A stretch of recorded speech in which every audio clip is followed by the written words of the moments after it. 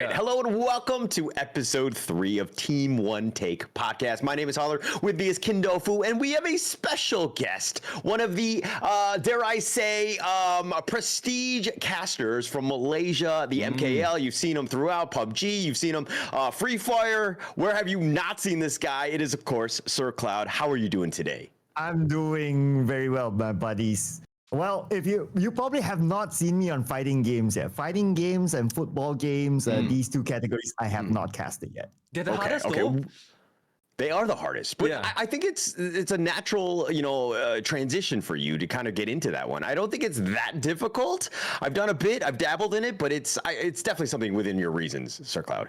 Well, I'm scared to say that, right? Because if you get into like the fighting game community, for example, and you get one term wrong and they'll call you out, it's no, it's not that move. That move, it's called that. So, I'm scared. But I've got invitations before to cast fighting games here in the FV majors, but schedules, we couldn't align it. So, yeah, so it's still left as a mystery how I'll do in the fighting game. Interesting. Okay, what game was it, by the way? It was King of Fighters. King of Fighters. Interesting. That Okay. one's so All hard. right. Is that the That one's hardest hard. one? Or will you consider? Okay, I think Tekken, Street Fighter, Tekken for me.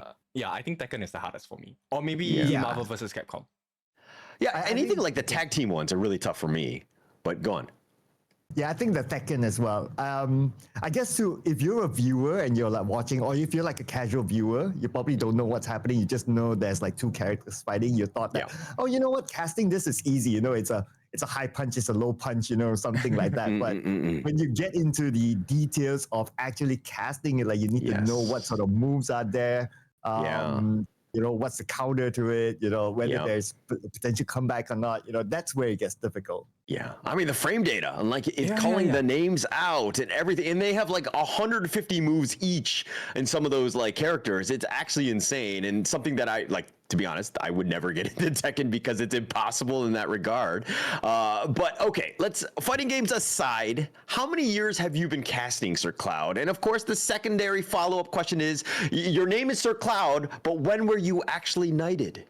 Wow. Okay. I'll answer the first question first. So I guess when did I first cast? I didn't start off casting. I did content first in about 2018. I'll take that as the modern esports era. But if I want to backtrack to like when did I first actually get involved into esports, that is somewhere around the year 2000, 2001. Back then, there wasn't a thing called esports. It was just people playing games. And I started off by just playing Counter-Strike. And we had a bunch of friends. We played in LAN tournaments, in internet cafes all around. We went internet cafe hopping just to join tournaments for fun. And that was that era. And I discovered Dota in 2003. And that's where I found like this new passion about playing Dota. Then the whole getting into university, starting my first job. And, gaming just becomes something casual to me. Like, it's something like I do after work and I meet up with friends online and we game. But if you talk about like the modern era of esports, I started in 2018 where I started by creating content. And the content is around tutorials on Dota. And the interesting part is that how that started, it's because like, Dota is a very complex game, right? There's so many things to it. So the thing about this game is that if you play it long enough, you could probably follow it. But if you're a newbie, it's going to be really, really difficult to get in. And this becomes a problem when I queue my ranked games. When I queue my ranked games, I find people that just don't know the basics of Dota. Like last hitting, like pulling, like the jungle camps and all that. Then it just tilts me, every time like you play and then you lose just because people don't know the basics of it. And that's where I started like, okay, rather than complaining about the situation, let me start doing something about it. And that's where I started doing Dota content just to educate people about how to play the game. But even in the story that you're telling, you're like, you got into Dota in 2003 And then you're like, no, 2018 is when you started doing the content. So it took you about 15 years. It seems like there's a gap in this story, but it was like literally you just learning the game. And it took you 15 years to do that to finally make some content, right? Yeah. I mean, back then, like you never thought of, doing content is a thing. So you just play and you learn the game along the way. You discuss with friends and stuff like that. So it was just a casual game for me at the end of the day. Yeah, I play tournaments here and there with friends, but at the end of the day, it's a casual thing for me. And when 2018, content starts becoming a thing here in Southeast Asia, people start doing content. Of course, in the West, probably people have done content way longer than that, but it starts to inspire this region. And that's where I kind of started from there, just by being tilted of playing my Dota games. Okay, I want to ask the LAN question. Okay, so obviously we have some experience under our belt, right? So LAN cafes are not new to us. I actually enjoyed that portion of esports or gaming during that point. And is the experience in Malaysia same over here? Because like for us, okay, I think I'm a good student, but I used to skip schools and CCAs to go out with my classmates, and then we'll have like inter-class tournaments, which were never clear, and then we will just scream and shout at the LAN cafes. Well, we just skip the classes. Okay. I mean that happens. I mean we're all kids that time. We didn't know our priorities. We thought that we just think about having fun and all that. So yeah, but we didn't really have like school tournaments and stuff like that. It wasn't really a thing. It was more of like just tournaments organized by the internet cafe. People sign up and then you just play from there. So for the most part, we get to meet like people that we play regularly at the cafe. It's just that it's a little bit more organized, that you get a group of 5 and you play Counter-Strike against each other. And yeah, of course, shouting at the cafe is a thing, right? It's not an internet cafe experience if you don't do all the shouting. Okay.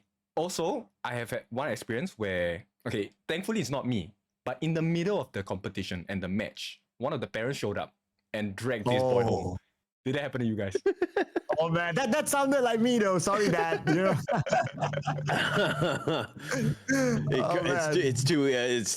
That's literally the experience that you had in terms of like tournaments, as like going in, or was it more of like, were your parents like supportive overall? Well, okay. So my mom once told me, right, and this is a very Asian mom thing. Okay. You can do anything you want as long as you don't ask money from me. Okay. Yeah. Okay. I get it. Well, of course, if I want to think now that I'm a little bit more older, or a lot more older, well, that means that if you can take care of yourself financially, you're good. Yeah. Okay. Right. Do whatever you want. Don't get in trouble. Yeah. So I guess that's okay. No, definitely a good thing. I mean, that's actually huge. I mean, being able to kind of, take care of yourself, as well as, I mean, you're obviously in content creation, you're doing the esports as well. And another thing that you're really a big proponent of course, it's going to be the charity that you represent going into this one. I think that this is why I really wanted you on the podcast, because I know you have a heart of gold. And I'm not just saying that because you do so much with this charity, and I will let you intro that now. Yes, and this charity, well, in Bahasa, it's actually called Persatuan Haiwan Terbiar Malaysia. And if I were to directly translate that, it means Stray Animal Welfare Malaysia.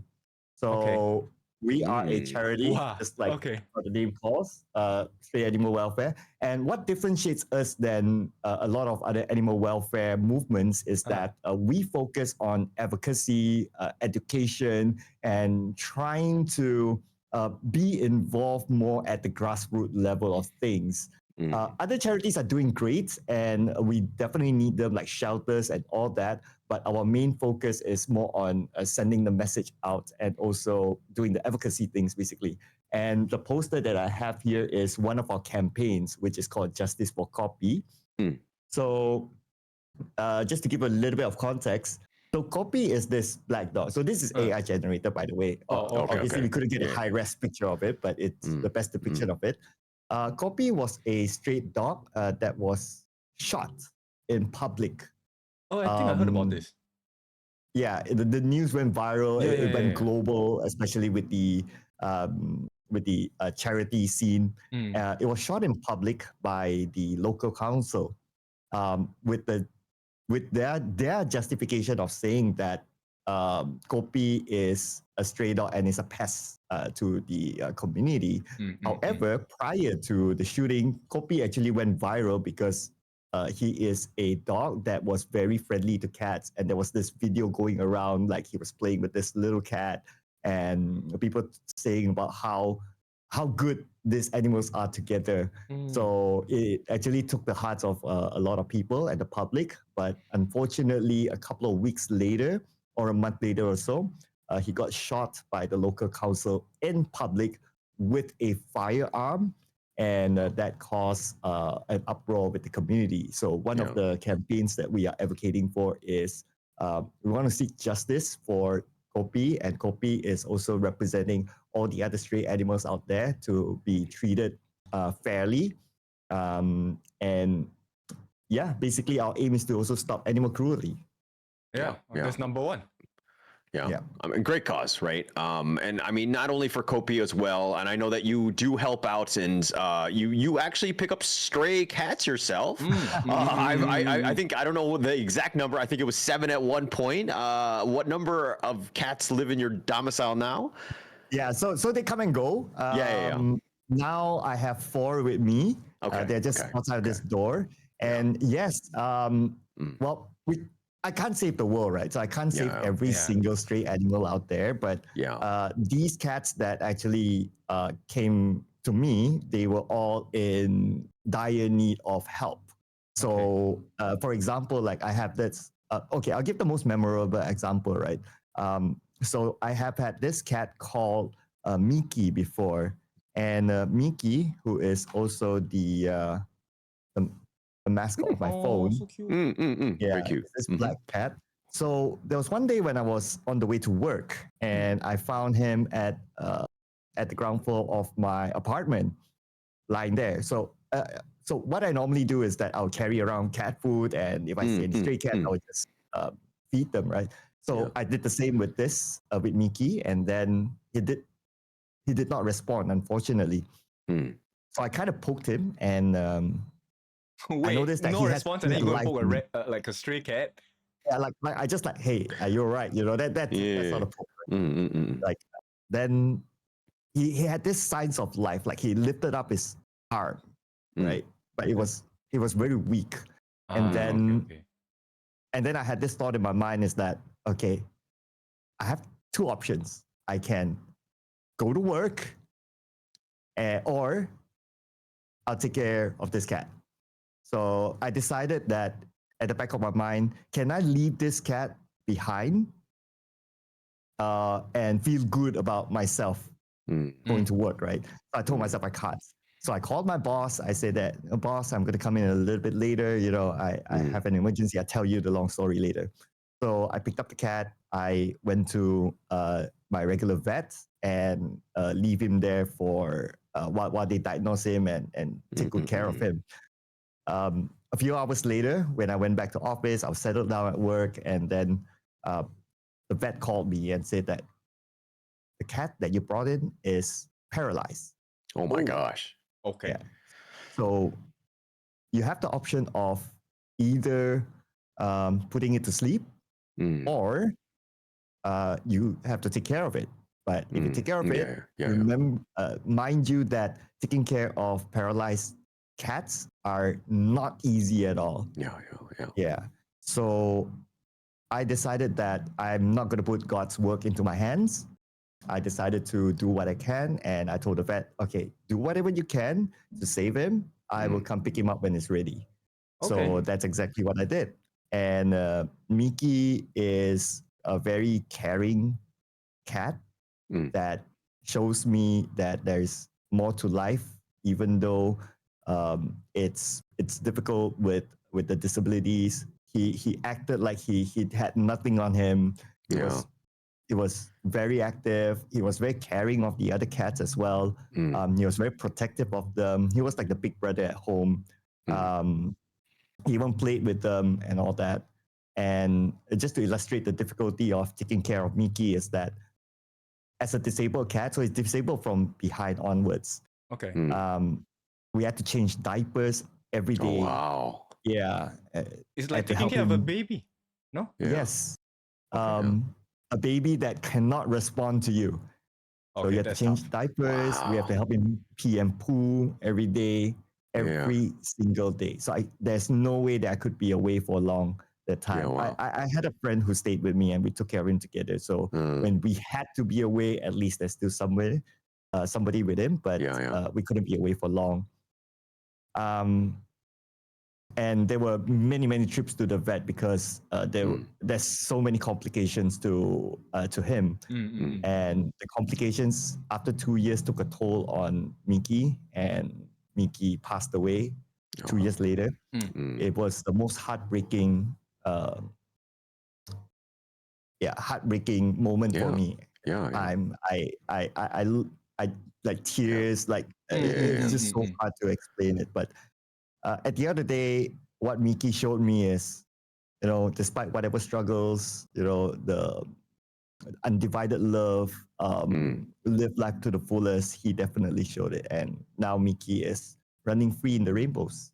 Yeah, man. Yeah, man.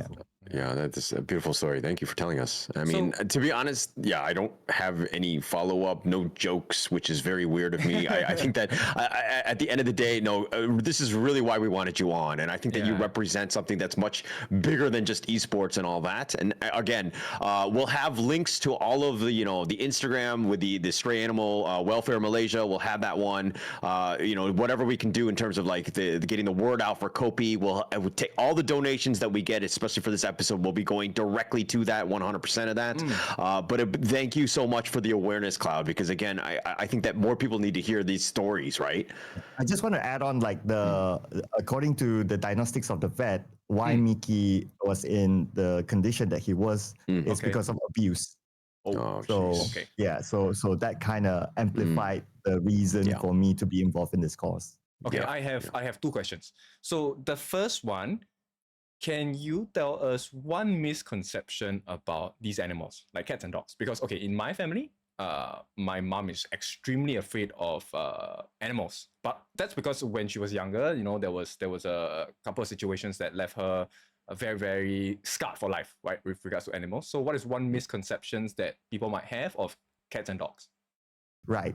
I think that one misconception is how we were educated when we were young. So I don't know about everywhere else, but at least in my environment, there were a lot of conversations when I was a kid, or maybe not directly to me, maybe it was indirect, that we were told that, dogs, they're dangerous, they can bite you and all that, right? And if you see a dog, throw a stone at it and things like that. Okay. But in actual fact, they are not as bad.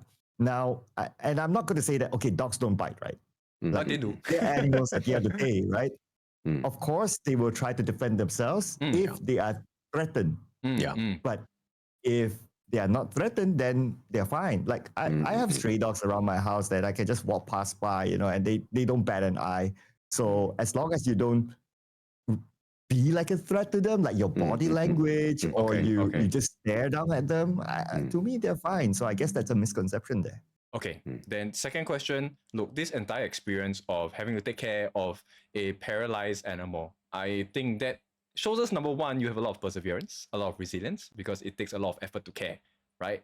How has this helped you in your career in esports? I don't know how has that helped me in my career though in esports. And frankly speaking, I guess when all that happened, it was before me getting full time into esports. But I guess if I were to take the moral of the story is that perseverance is definitely something of being able to care and also try to be as responsible as possible.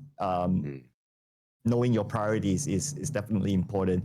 Whether it's esports or whether it's anything that you do, you have to know your priorities. If your priority is this, it has to be at the number one. So yeah. Yeah. I mean, just thank you so much again for that. I think that just the awareness is the biggest thing. And I was kind of like jokingly, I was like, how did you get the sir pronoun before, with the name? And I think it really comes back to this and just how you deal with the animals, if anything. Very well deserved, Sir Cloud. I will never have sir in front of my name. I will never be knighted. No chances. I would love to pick up some strays, but I don't think I will ever get to your level, Sir Cloud. But just again, it's all about those priorities. And I mean, kind of shifting the topics a bit going in. I mean, I know that you're a little bit tired in the sense that you just literally got back from Riyadh today. Walk us through a little bit about this experience that you had going into the EWC. Okay, so last year I was at EWC together with Holler as well. We did the Free Fire series there. Obviously, I was casting, so we were a lot of doing behind the scenes stuff. But this year is a very different experience for me. I went there as a content creator. I was brought by a team secret to EWC this time. So my perspective is very, very different. Number one, I don't need to bring a whole bunch of clothes to change. I don't need to worry about that. I can just bring a regular t-shirt and they can last me like 2-3 days. That's fine. So that's one. But I could, in summary, in a nutshell, I would say that this year's EWC is a major upgrade as compared to last year. The stage is amazing. I believe that even as we attended last year, like the stage, it was great, but this year is even better. Like it's so hard to illustrate. And the fact that I think one other significant upgrade as compared to last year is that there might not be enough fans for certain game titles last year. But this year, because there is this program by EWC down to the partner teams called Super Fans. So the partner teams, they have a budget to bring their fans over to EWC. So when they do that, then you get obviously more people at the arena cheering for their favorite team. So it's a great atmosphere altogether. The highlight team was when I was there was in Rocket League. It was this team called Furia. Brazil. They're a Brazilian team, right? So if you know Brazil, you know they love their football. Whatever form it is, right? Even if it's Rocket League. So they brought their drums, they were chanting nonstop, they were dancing. It's like they had a whole party there. So they brought up the atmosphere, and like you could feel like the stage or the audience seat actually shake. That was how crazy they were. Oh my god, that one would feel great. Like give out free tickets in order to manage the crowd. That's how many the fans are. Actually, it was very different from last year in the sense that like last year, it was kind of like barren at points. You know what I mean? Like the camera angles made it so that there were definitely people there. But I felt like this year, it was just way more people in the stands more than anything else. Yep. It definitely is. And I think that's thanks to the initiative as well from all the way from the EWC Foundation to the partner teams to bring this up. So good job. I think they definitely identified what was the gap last year, and they filled a lot of gaps this year. Definitely. Yeah. So we have heard the fans, we've heard your experience, but there's one more portion which everyone loves, which is merchandise. So just now, you're about to show us something like that. All the things you bought. Like if you notice, this guy has like the actual merch now from EWC. This one's the S size, right? It is the M size. So, M size. Yeah. Oh my god, the flex. So That's cool. nice. That's nice. Yeah. This is not the Ronaldo one. The Ronaldo one costs an arm and a leg. Oh, is it? Yeah, I'm not surprised. Yeah. So I looked at it. Yeah, there's only 200 pieces there. I'm like, yes, but no. That's sort of thing. Yeah, but whoever got it, like, it made sense. What the promoter told me is that, you know what? You buy this because it's limited edition, it's numbered, you keep it for a year or two, you resell it, the resale value will be there. It makes sense. So if anyone bought it, you know what to do, right? Don't sell it immediately. Yeah. Keep it for a while. Not just a sir, he's a businessman. Yeah. Aren't we all Asians? Yeah. We're all haggling for price. Okay, so I got I got a couple of small merchandises like keychains and all that. So that's not significant enough for me to tell the story. But But no, Waiting. we're I'm gonna be waiting. jealous. All right, I mean, look at this guy. He's got all the swag. I mean, yeah, go. I'm ready. Yeah. okay, backstory to this, right? This item only has 200 pieces in the world. Okay. Okay. I'm ready. And this item, out of 200 pieces, it was used by the players to throw to the crowd. So you have to minus like, I lost count at some point, right? Like minus how many pieces throw to the crowd every time they win a series. Wow. Okay. Yeah. And this team has been winning a lot. Okay. So it goes all the way down to like there's only a handful of pieces left in the world. Okay. And I have one of it. Oh, you got the AG.AL. I knew it. They were throwing them out. Oh, I almost knocked out a girl for one of those in the stands for that. I had an opportunity. You should have, man. Damn, I was texting so many people for this. Like, can I get my hands on the panda? Dude, you have it. Oh my gosh. Oh, did you wait. Did you rightfully secure one via financial methods, or did you physically take it away from somebody? Right hand, left somebody was hand. holding it, passing by me. I was like, I'm not the person, you know. Okay. So, to be fair, it's not sold. So ethically, they don't sell it as well. So I could not get it even if I had the money to. But it was given to me by the COO of AG Global. Okay. Yeah, you were talking to him, right? Yeah, I had an interview with him. We talked about the AG's global business, more on the business side of things. Okay. And his view. So that podcast is going to be up soon. Okay. Okay. I mean, Okay. we're like Asian, right? So aren't we like, in business together?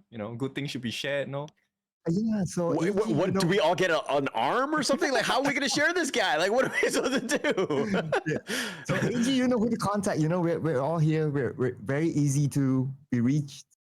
Yes, easily done. But I mean, congrats on that one. I mean, I don't know what your thoughts. I think you're just gonna frame it in the back on that shelf. Is that where it's going? Does it have a home? It's gonna get a premium spot somewhere behind. And you're not gonna open it, right? Okay. Oh no, man. Yeah, you should open it. You should open it. Yeah. For that resale value, huh? 2 years. Oh man, this is priceless, man. I only got to know during my first meeting with him, and then we were chit-chatting, we even chit-chat like off camera, and then he was telling me about like this limited edition, the story and all that. And then I was like, oh, can I get it? And I was like, but we're out. He played that game with me. Okay. Then he met me the next day. Then the next day he was like texting me. I was like, hey, where are you? I want to meet you for a while. And I was like, yeah, I'm here having dinner.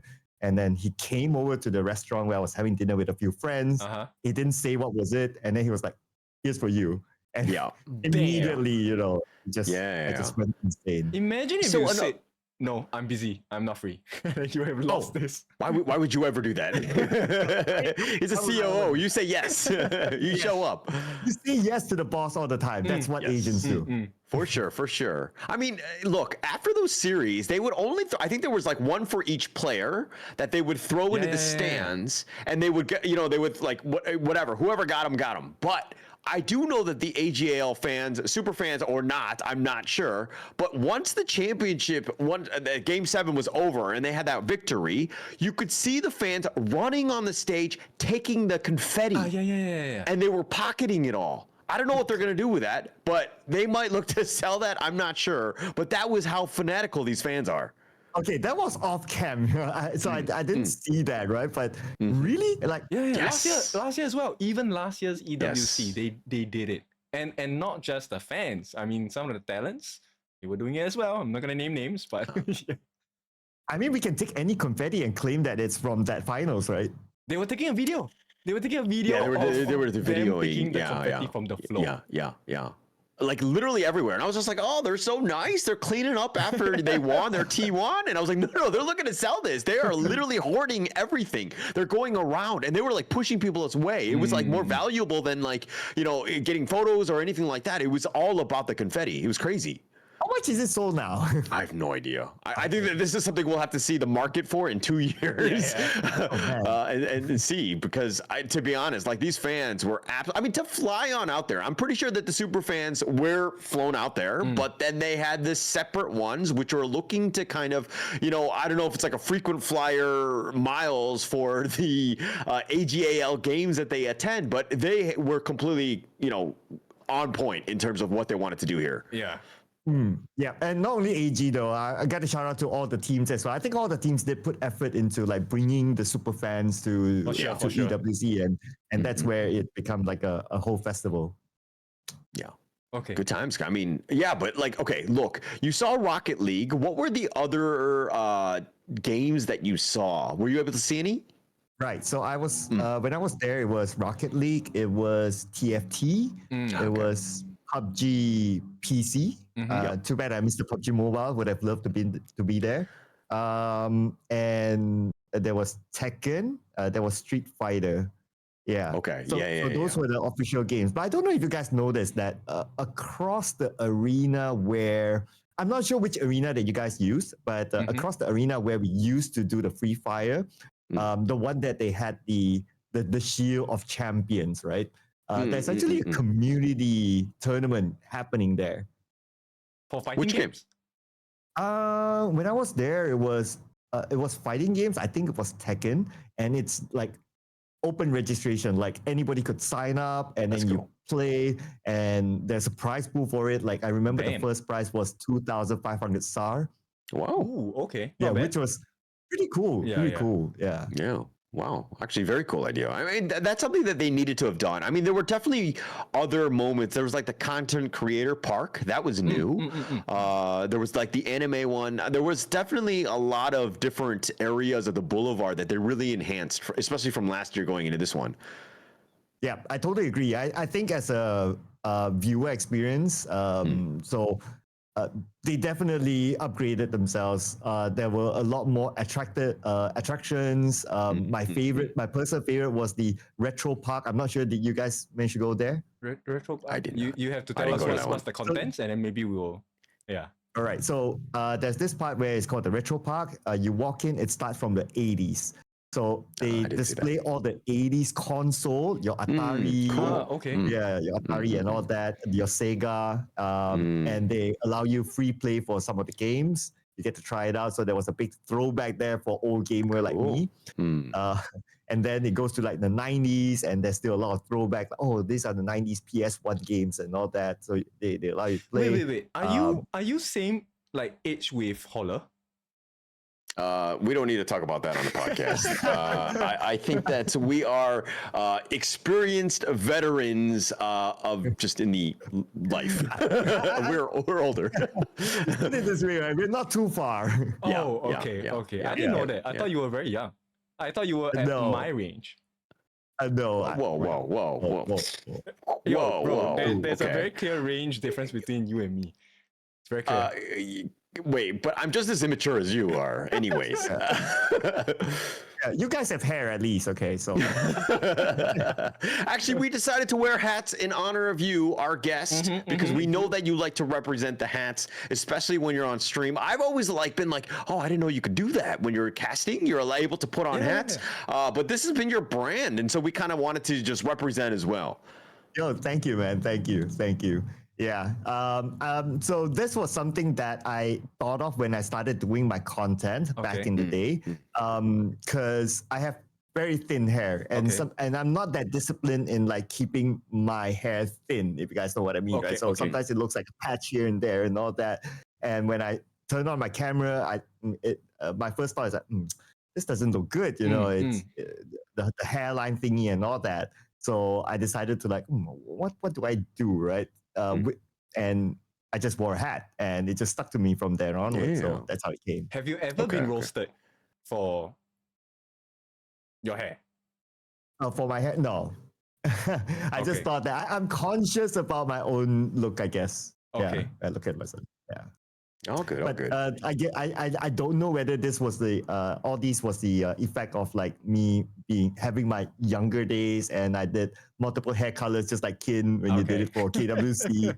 Yeah, I had my moments back then. I get it. I mean, it's fun. Yeah. Look, if you have the chance, then just do whatever you want. Because like I have had to go on a fashion change in the past 2 years, 3 years. It was a very difficult thing for me because fashion is definitely not my kind of thing. Mm-hmm. I think the hardest thing that you were talking about having to transition from was the Superman underwear that you used to wear. What? Oh, wow. No, I'm just kidding. I just made that up. I just want to be very clear. I don't even know how I know that. No, I'm just kidding. But okay, let's go back and talk a little bit more about the Boulevard here. Obviously you did your shopping. You saw some of the new places like that retro one. I mean, it seemed like things had been enhanced from last year. It was there were buildings that had been formed. It was a lot more happening, I would say. Yeah. There was okay, so I didn't have the chance, or I didn't have the time to go to the content creator part because honestly speaking, there's just so much to do. Exactly. And of course, for me being there, it's not just to enjoy the park, but we have our mission of like we need to deliver content. So at the back of my mind, it's like, okay, while I enjoy everything, I need to think about like what my content is going to be, right? Bringing the experience to the people, basically. So I had limited amount of time as well. But what I can say is that other than the part where it's Falcon's Nest and to the arena, I believe that all of us did explore that even like last year. Yeah. But we didn't get the chance to explore beyond that. I'm not sure if you guys did that. A little. Yeah. We saw some of the restaurants. We saw, I would say it depends on what angle you're coming from, but there were definitely more restaurants onto, I think it was like exit 2 or gate 2 or whatever it's called, that side. But it seemed like buildings were slowly being formed and just kind of adding on to this village. Yeah. I mean, Holler has to have that knowledge because my only memory is I had beetroot hummus and that's all I remember. I had a full coma after that. Oh man. Okay. So you know what? When I went to that side where we didn't have the chance last year because obviously we were busy, I had the thought like that should be the entrance to EWC. That should be like the main entrance, right? Because that's where the part where they had the super tall buildings with that super tall LED. The lights and That should be the main street. Agreed. Just to give a little bit more context to which street it is, if you watch the opening ceremony of EWC and where they did the production with the buildings at the background with the LED, that's the one. And I thought to myself, is like that should be the entrance because that would give you the wow factor coming in. Yeah, it looks like Asgard. Definitely. Yeah, that one. I was gonna say New York City, but okay, we can go with Asgard. Come on. Sure. Okay. All right. We'll just create that one.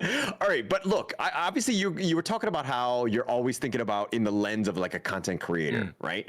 As somebody who's been doing that for many, many years, Cloud, like what are your thoughts in terms of like other people that are trying to get in content creation themselves? Like help them through, like give like 2 or 3 tips as of, what they should be looking for. Okay, so my number one tip for anyone who wants to get into content is never look at numbers. Never look at numbers? Yeah. What kind never of look at numbers. Like how much money you have in your wallet, that kind of stuff. No, I'm kidding. well, you need to keep check on that, but never look at the viewership numbers. Like as you post up a video, maybe your first few videos, you get like 2 views, 10 views, and you get demotivated because like, it's not hitting the KPI that I personally set for myself in terms of numbers. I feel personally attacked, by the way, but go on. That's one, but yes, also. Because I started off doing content, Dota content back in the day without thinking about the numbers. I started off by just wanting to put something out, do my part basically, right? So I guess number one is that. Number two, if anyone were to start, you don't need to think about like, oh, I need this big equipment. I need this Shure SM7B that costs me a lot of money, with this whole set and all that. Like you don't need that. Like you can start as simple as just having your phone and shoot something. And The third one would be when you do something, do it with a purpose, right? A purpose, a true north that is not related to hitting the numbers. Like for example, you really want to teach someone how to cook, for example. So just record yourself cooking and like that, and then you just put it out with the intention of teaching one other person to cook. So it reaches to one other person, which is not impossible.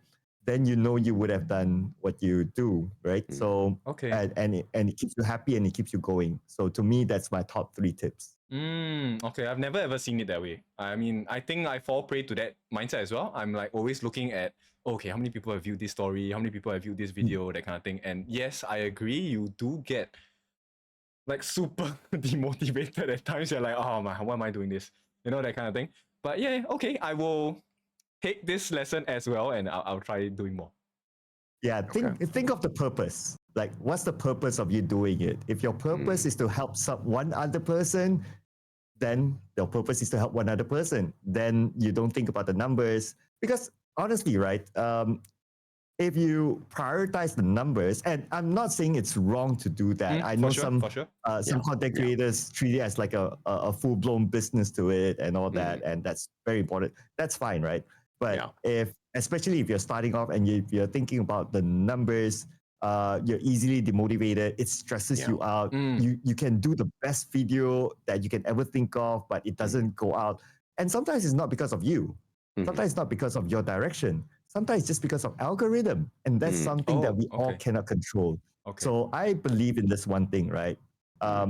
Focus on the things that you can control and don't focus on the things that you cannot control. So if you cannot control the algorithm, then focus on the things that you can control, which is the purpose of you doing it in the first place. Yeah. So what was that thing where it was kind of like, this is the moment where things are starting to click, and you know what I mean? Like my followership is starting to grow. I have that community. Like, what is that moment where you're kind of like, things are kind of moving well? Was it like a specific video? Was it what was that eureka moment? I would say. Right. Okay. I love this question though. Not many people ask me about my content creation direction. Really good. Yeah. so that's kind of exclusive here, I guess. So my purpose of doing content is to be informative. Put out information for people to know about whatever it is, right? Whether it's like, when is the next tournament? What's the next transfer, or how good is this transfer? How bad is this transfer?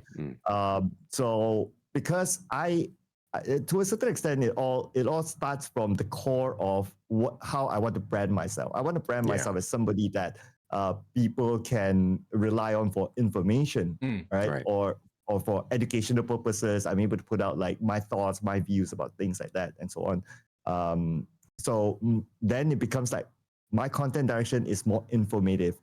So even if you see like how I direct my storyline of some of the clips of EWC, it's to tell people this is the venue and what's good about it. And then I'll drop like snippets of what the game is about, especially a rare game like TFT, for example. I drop a small snippet of like, it's a 4-man game, and something like that, so that people get an idea of what it is.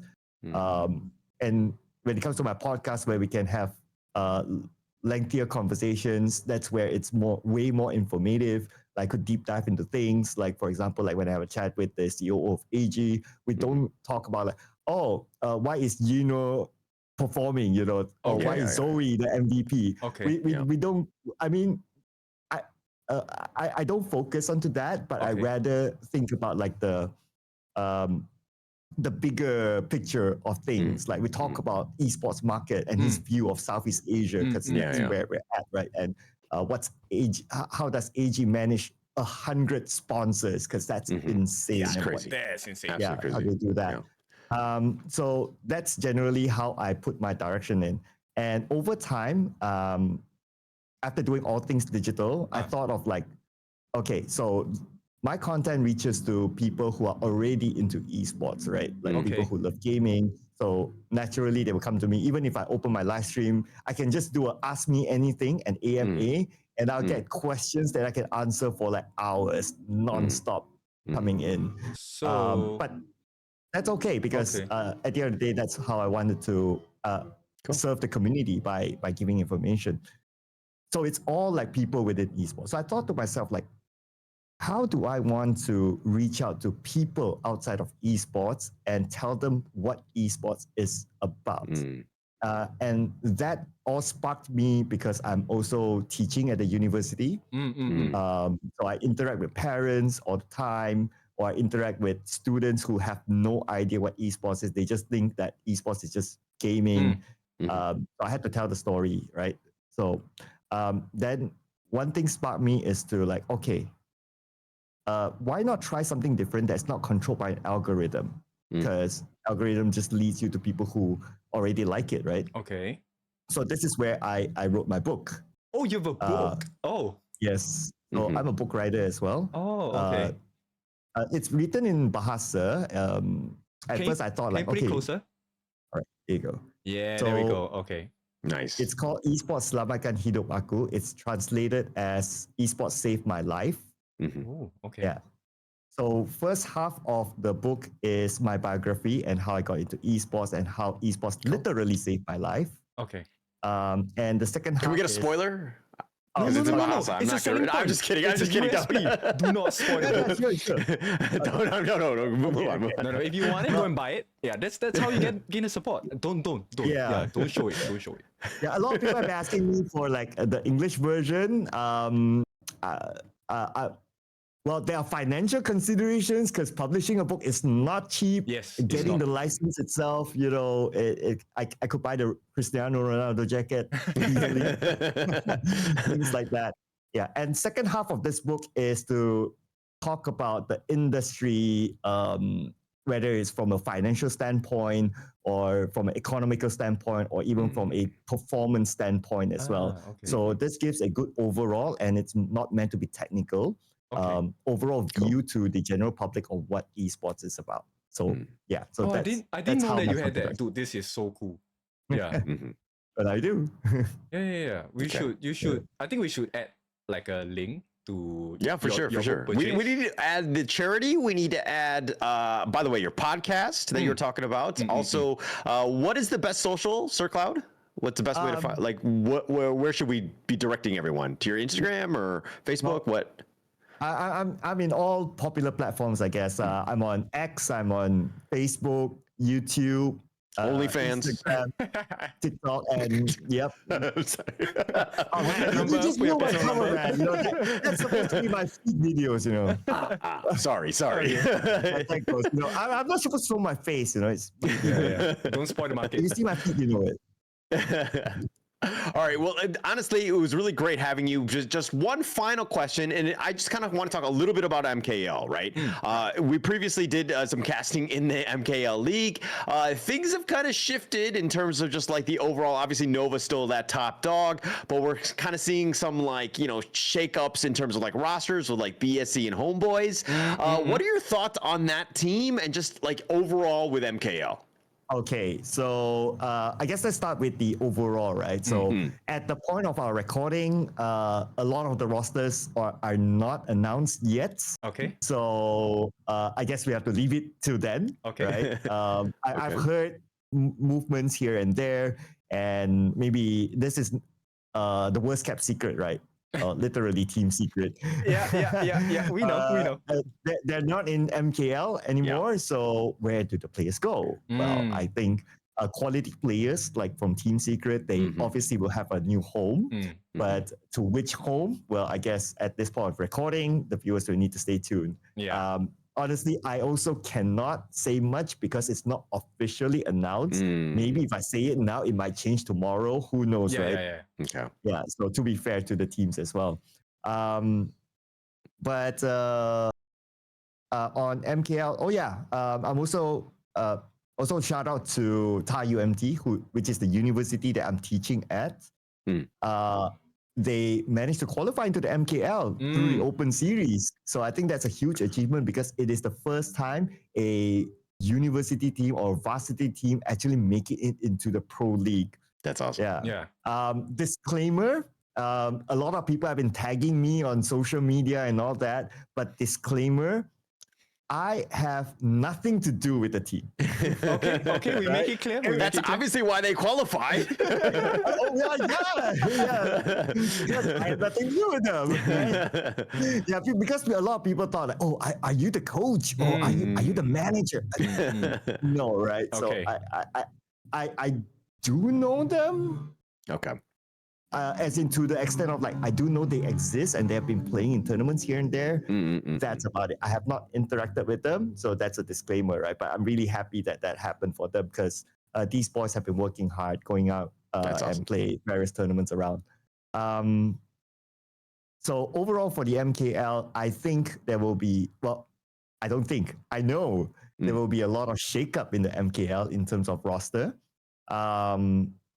Don't expect much changes from Nova. I think they are a perfect team right now. Agreed. But for everyone else, expect a lot of changes, especially for the other partner teams. But don't you think that if those other teams, I mean, like BSE kind of really tested Nova. Nova are who they are because BSE were so good last year, and Nova kind of figured them out, and they had that, that ultimate mountain, that last hurdle to go over, and that was kind of BSE, right?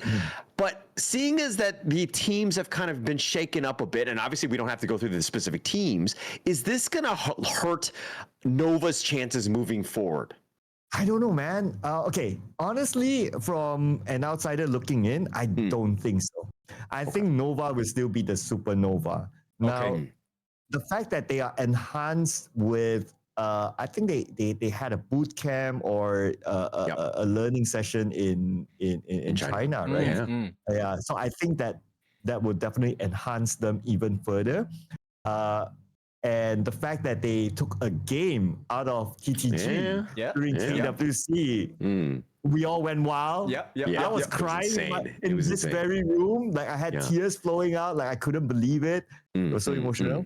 I mean, with all that improvement, I think that Nova will still be the supernova of the MKL, no doubt. I don't see them, no disrespect to other team, but realistically, I don't see them not winning the championship, even at this point. Cloud, do you know how to swim?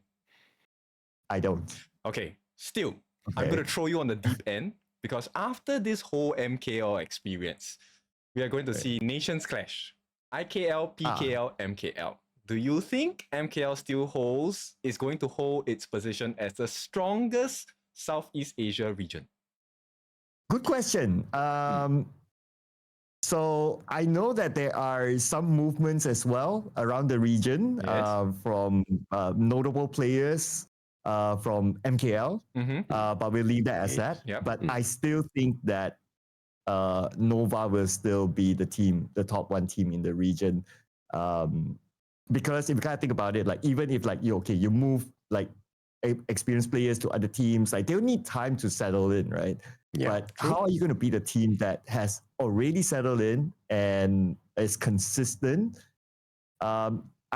I don't see Nova not still being the superpower in Southeast Asia. Okay. I think that will continue. I'm just thinking of like, because we even saw this at the KWC where the other regions have kind of really leveled up a bit. And so like if the other teams are like in MKL, like the 2 and 3 seed for all those guys are kind of getting shaken up a bit, then you're kind of diluting some of that region. And while Nova will still probably be on top as per what you were saying, but the other regions I feel like are going to take a big step up. Yeah, I think we saw a big step up with East, right?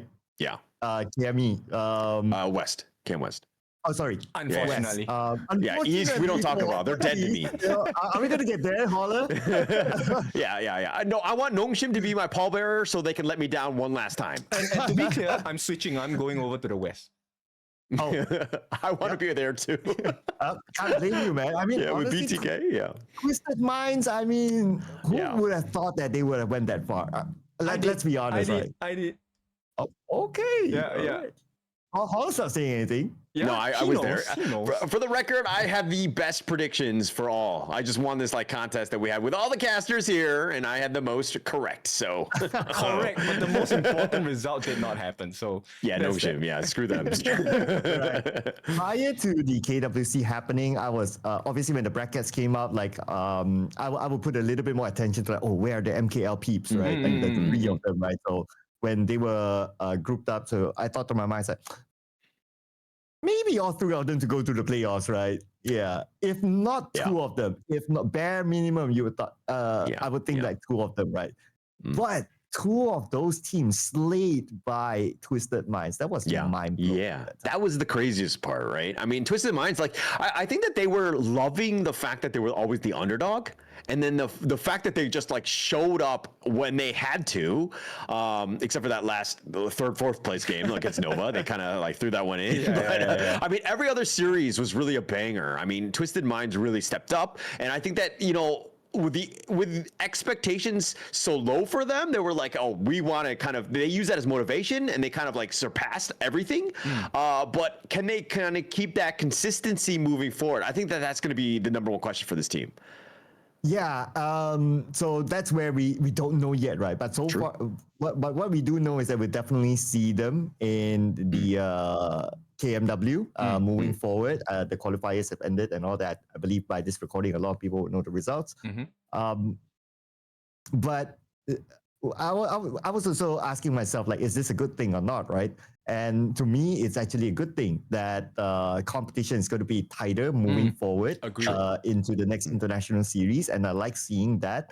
And I like the fact that it will push all the teams, not only the MKL teams, but everywhere else to be better if you don't want to be left out. And I believe, and that is just the beauty of the competition, right? Competition just gets boring. It's like, okay, only that one team. Yeah, exactly. Yeah. But if you have that variety of who might win, I think that's great.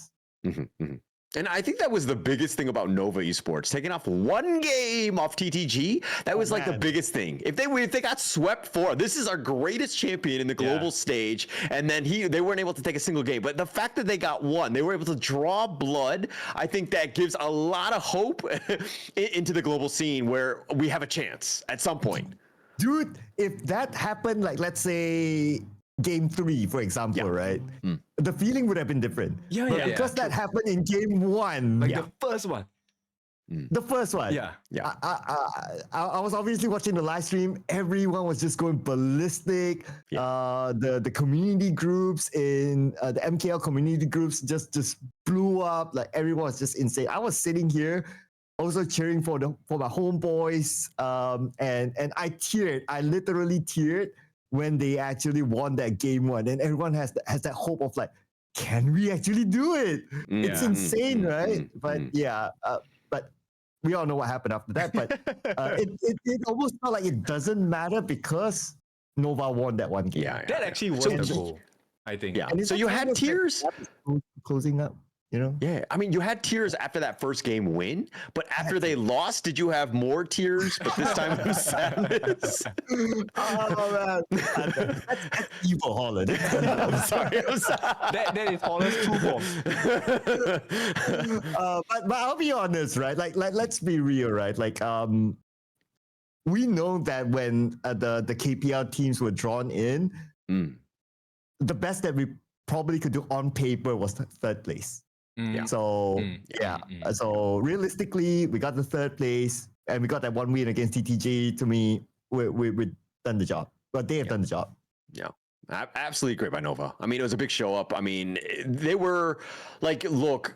I was so happy for that team, right? Just one game, just to be like to really stick it to KPL, just one game. That's all I wanted, and the fact that they were able to do it, I mean, speaks volumes. And seeing this as they're training in China, like I want to see. Obviously, KIC is one thing, but then you have also the future one, Challengers Cup. The World Champ, the Challengers Cup. I mean, look, the potential. Like I don't know what's gonna happen. There's like 32 teams apparently in that one, and we're gonna send 3 global teams on there, and if Nova's on that one, we got a chance. I agree.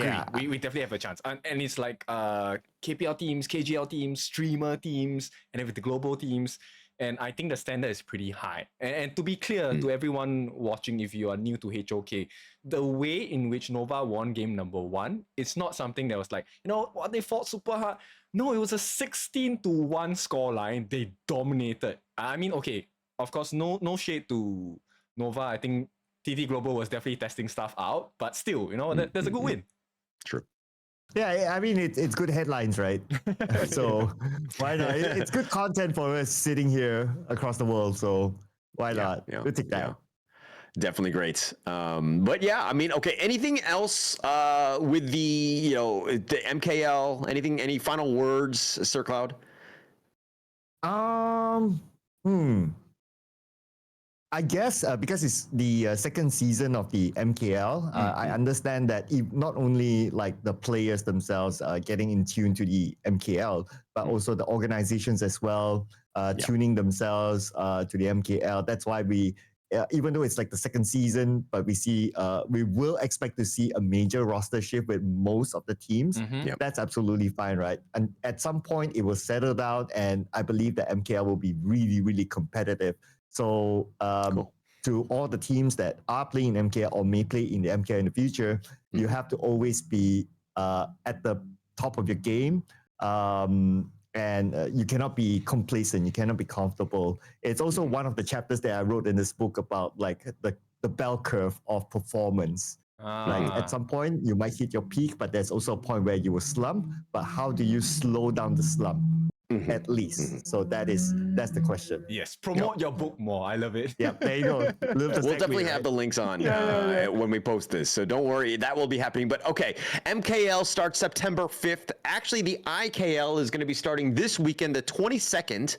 So it's right around the corner, and we're going to have some of the IKL fans or IKL talent coming on board next week. But before we close out the show, Sir Cloud, any final words for the viewers, for us, for anybody, all your community, anybody that you'd like to give a shout out to?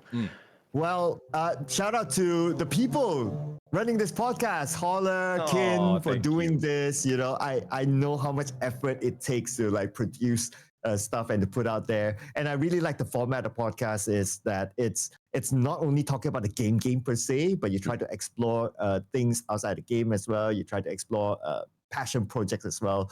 And I've also watched like the previous episodes, especially with the one with Eric, where you allowed space for him to talk about his charity, which I think was really good. Because at the end of the day, charities are charities, right? Like they normally don't have that level of funding to market themselves, and having every single platform like this one is a big help to all charity organizations out there. So shout out to you guys for the format of this podcast and allowing us the space to do this. Stop. My heart is very, very, very, very warm already. It's like going to explode. Yeah. No, I want to hear some more. Keep it coming. No, I'm kidding. No, but actually, the funny thing is that when I was talking to Cloud a while ago about just like, hey, make sure that you have a charity. He was like, number one, this is the charity that I wanted. Of course, it's a Stray Animal Welfare Malaysia. That was the charity that he had initially proposed. But when he sent it to me, he actually sent it as Stray Animal Feeders Malaysia. And I was like, I was very confused because I was like, is this like all of my teammates in the rank games? They're stray animals. They're always feeding, and they just happen to have that Malaysia flag. So I was kind of confused. I wasn't sure how it was going to go. But again, apparently this is a real charity, Stray Animal Welfare Malaysia. Please do give them a shout out. Go to their link. Please follow them, and also donate. Help out whatever you can do at this point. Tag us if you'd like. We want to see the good that is coming out of all of this, of course, and Cloud bringing that up to all of us, and we need justice for Kopi more than anything else. Yeah, all good deeds must not go unnoticed for this one. And and to all the viewers out there, especially if you're into esports, I believe that there are a lot of exciting events coming up as well. Whichever game that you like to watch, whether it's HOK or whether it's maybe Valorant or PUBG Mobile or whatever, I think the future of esports is bright, especially with EWC being a model on how esports can be brought to, it can break barriers, basically. Yeah. It's hot. I mean, it literally is hot. And you got the better end of it, dude. You had like 38 degrees. We were suffering at 46, dude. It is what it is. We're not gonna like. It's like 8 degrees. It's not the worst thing. The buildings were still air conditioned. Yes, we had to go outside to go even to the bathrooms in the next buildings, but still, it wasn't the worst thing in the world. It's still the same place, so it's like we're not crying over spoiled milk. Right? I'm just kidding. Yeah, within my group, I was the only one who was there twice. Everyone else is like their first time, and I stepped out of the airport. I was like, hey, this ain't bad. You know, I was already set my expectations to like melt. The moment I stepped outside, oh, this ain't bad. And everyone was like, oh, it's so hot. And I'm like, guys, it's 38. It's okay. Yeah, you've been weathered. You've been through it. You're a veteran at this stage, right? You might have PTSD. But nonetheless, it was great to have you, Sir Cloud. Thank you so much for being on board. And again, we'll have all the links to everything, all the good causes, the book and everything. Thank you so much for your time, Sir Cloud. And again, for all the viewers, thank you so much for tuning in. Please do give a like and subscribe. We'll catch you guys next week, and we'll do deeper dives in the leagues as they go about. Thank you so much, everyone, for tuning in. Ciao.